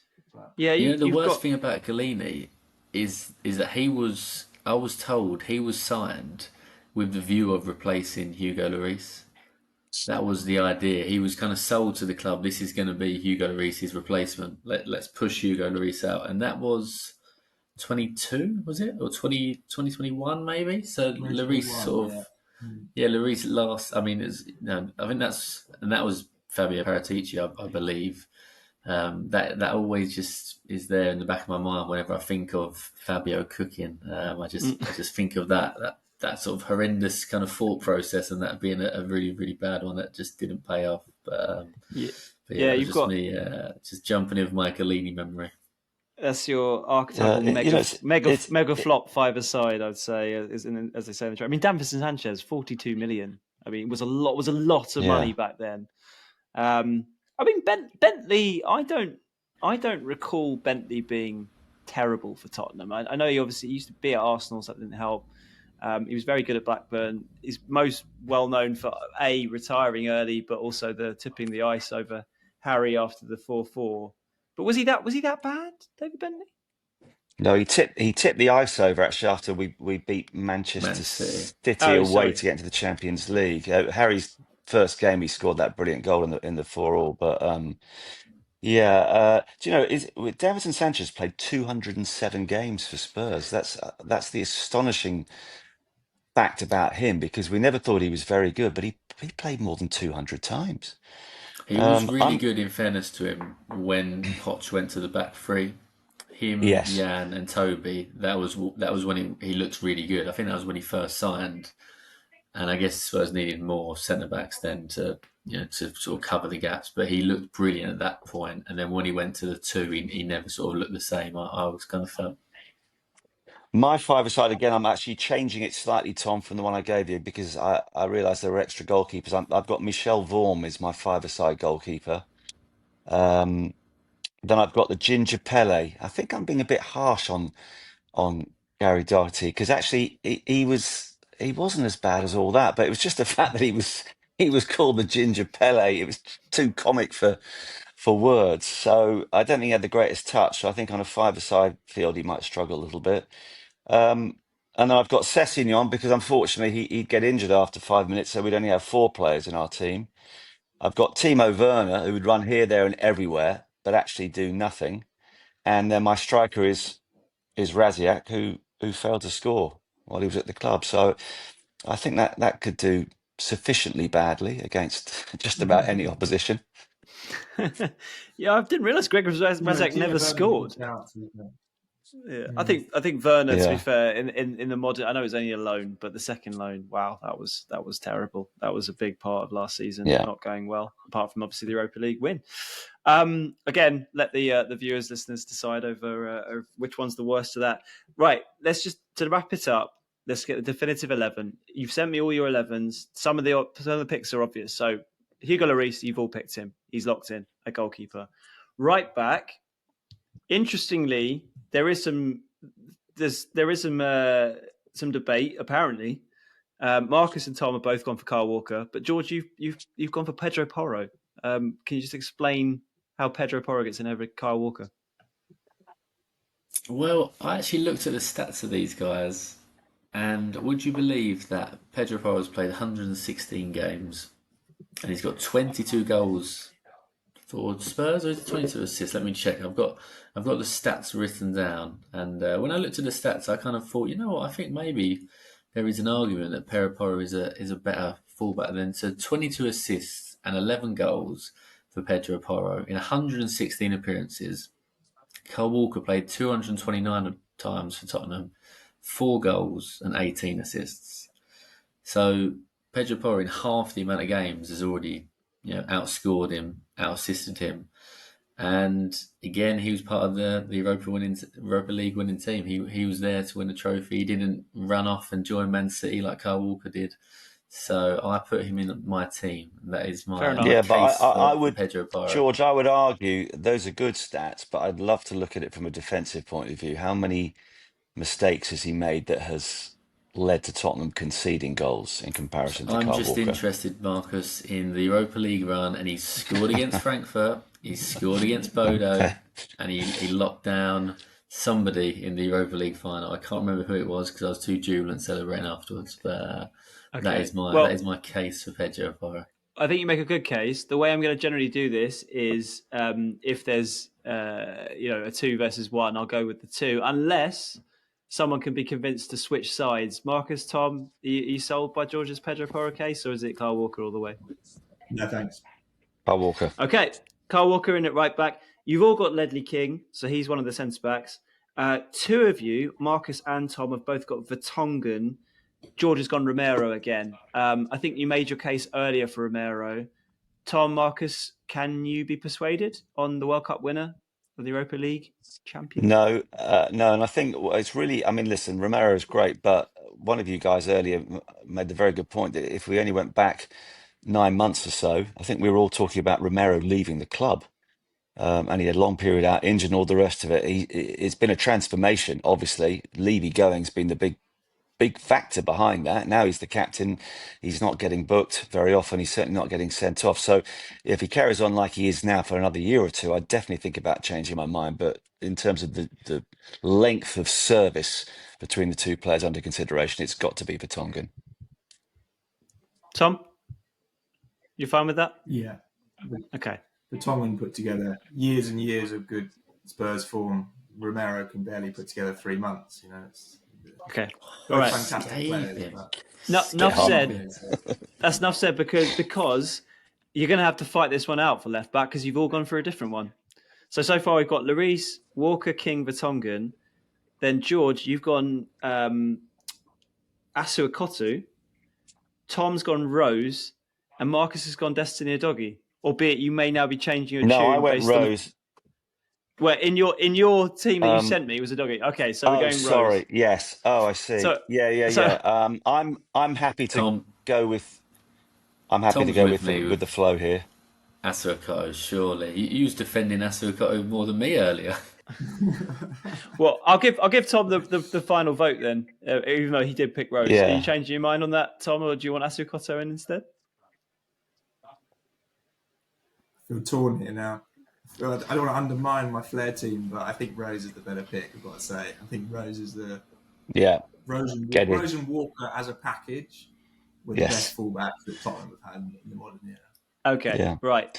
Can I just point out that can I just point out that back 4 is my back 4 that we just selected? So say no more. It is, to be fair. Yeah, that is impressive. Okay, as long as people care that much about defenders. What have you done? Right, you've all got Modric, so he's in there. You've all got Dembele, so he's in there. This is where it's tricky because you've all got Van der Vaart, but some of you are playing them out of position, I think. Right, you've all got Bale. No, he's fluid, and Van der Vaart can be midfield 3 or 4-2-3-1, I think. Okay. Well, yeah, but I think Tom is playing him out wide in his team. I think you're playing wide left. Anyway, right. So Dembele and Modric are there.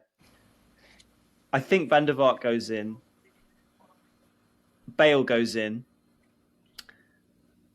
Tom has not picked Harry Kane or Son Heung-min. This is the bombshell. This is the bombshell right at the end of the podcast. Tom, you really have got to defend yourself on this one. You've gone for Dimitar Berbatov, and you've got Dele Alli pushing Van der Vaart out wide left, I think. Explain yourself, sir, after almost 2 hours of podcasting. I can see you're flagging, but you're going to have to step up right at the end here, mate. I'm looking forward to seeing him worm his way out of this. I've got to defend not picking Harry Kane. I think the idea is that Dele Alli and Van der Vaart have to play as sort of, double tens behind the centre forward. I think that works. But why do I pick Berbatov over Kane? I'm not sure. I think I was looking to ruffle some feathers, but and I was also going for the flary picks. But then I did that a lot in my team, so I feel like it's unnecessary to carry on with that now. So maybe I'm happy to give way to the great Harry Kane. No worries. Okay. Fair enough. George and Marcus, you just want to chastise Tom for that horrendous choice before I reveal that final 11? He comes at me and talks about Romero having no longevity, and we've got to go for the longevity, and then he leaves at Harry Kane. There's no consistency from this man. No consistency. He's lost the plot. Indeed. Right, so Lloris, Walker, King, Vertonghen. Who do the others have? Who did the others have instead of my Dele Alli pick, though? Who's our other attacking midfielder? So Marcus has got a midfield 3 of Modric, Dembele, Van der Vaart, and then Son, Kane, Bale. And so does George. Well. Literally the same thing for them. So I think I'll have to go with basically it. So that's Lloris, Walker, King, Vertonghen, Rose, Modric, Dembele, Van der Vaart, Son, Kane, Bale. That is the Tottenham Way official best 11 of the Daniel Levy era. You can let us know your thoughts, obviously, on where you can find us. Tom, do you want to go through exactly, just remind everyone, if they're still listening at this point in this epic podcast, where they can find us? And then Marcus, you see us out, please, mate. Okay. Yeah, thanks everyone for listening. If you are still there, we'll try and do more of these kind of specials every so often, international breaks. It's difficult during the season, I guess, but whenever we can, we'll try and do these pods because we enjoy them. We hope other people do as well. Any questions or comments or opinions about what we've talked about today, do get in touch with us on the email, which is the tottenhamwaypod@gmail.com. Tell us your best teams, tell us your worst five-a-side teams, and any questions as well. We'll definitely do more Q&A pods in the next few weeks. So get them into us. On YouTube, please like and subscribe. We're doing pretty well with our subscriber numbers, but we really want to get to 1,000. So do subscribe if you're watching us on YouTube. And I think that's about it. Find us on Instagram, find us on X. And yeah, thanks for listening. Great stuff. TB, well done. Tom Barclay does these drafts extremely well. And of course, with another international break to come, we will be able to do a few more innovative things. Actually, we never came up with the best manager for this era. I think we'd all go with Pochettino, but that's something else we can look into on another occasion. That is it. My goodness me, an hour and 52 minutes. Thank you to Tom Barclay of the Times, of the Sun. Thank you to Tom Allnutt of the Times and to George Sessions from the Press Association. Thank you. Of course, the Premier League gets back into action next weekend. We've got a game against Aston Villa, and of course, we will review that immediately afterwards. Thanks for listening. I'm Marcus Buckland. Come on, you Spurs.